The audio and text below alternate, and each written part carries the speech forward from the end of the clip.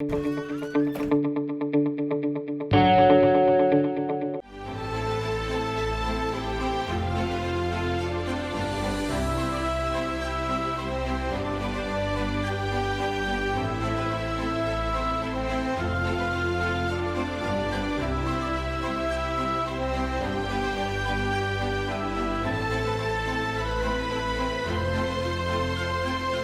Alain, bonjour. Aujourd'hui, on va parler sur quatre axes. Alors, je vais commencer à poser les questions. Ma première question, c'est est-ce que vous êtes heureux de ces accords qui ont été signés entre le Royaume et Israël? Si je suis heureux, c'est bien peu dire. Je suis très heureux. Vous savez, quand il y a eu la guerre des 6 jours, en 1967, mes amis marocains, musulmans et moi regardions la télévision et nous arrivions tous à la même conclusion. Et je parle des Fassipiri, Shakir,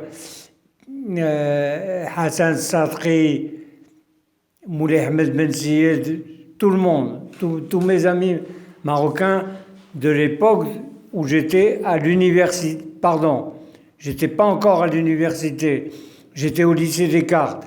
Donc Kamal Slaoui, Saad Ben Kiran, et énormément d'autres.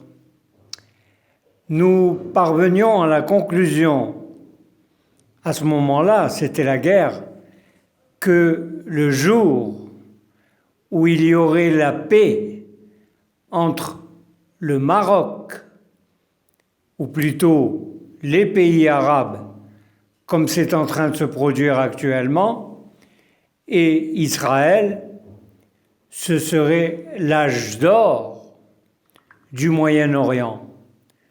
Voilà, ça c'était mon message essentiel, ce que j'avais à dire sur si j'étais heureux de la normalisation entre des relations entre le Maroc et Israël, c'est bien plus que ça. J'ai pas peur de dire, carrément, c'est magique, c'est unique, c'est mirifique, c'est magnifique, c'est tout ce que vous voulez. Voilà. S'il vous plaît, vous pouvez nous parler de la reconnaissance américaine de la souveraineté du Maroc sur les régions du Sud. Écoutez,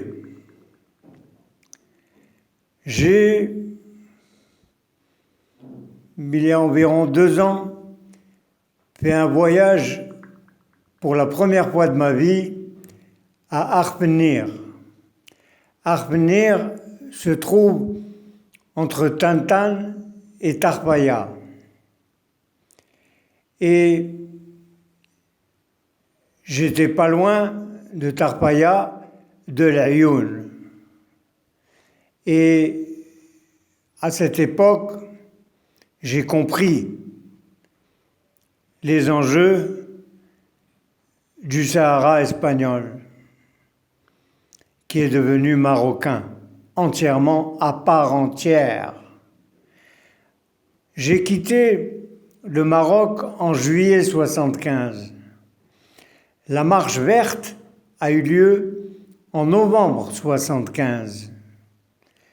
Cette marche verte a été aussi magique et majestueuse sous la conduite du roi des rois, Hassan II, dont vous avez le portrait derrière moi. Ok? Et ce roi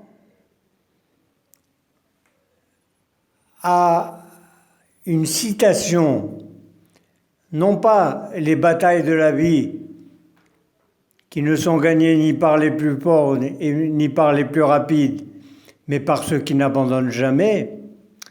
Mais il a une autre citation qui a dit que chaque fois qu'un juif marocain immigrait en Israël, c'est un ambassadeur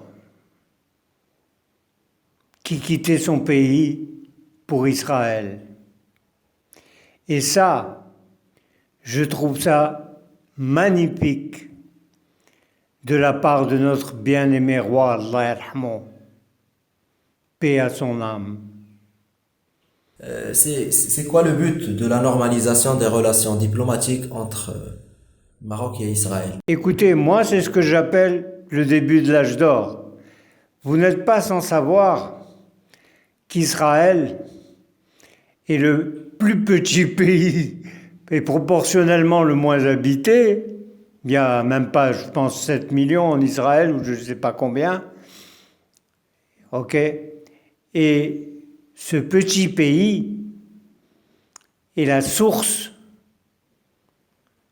d'une intelligentsia incroyable et inimaginable. Ils ont la maîtrise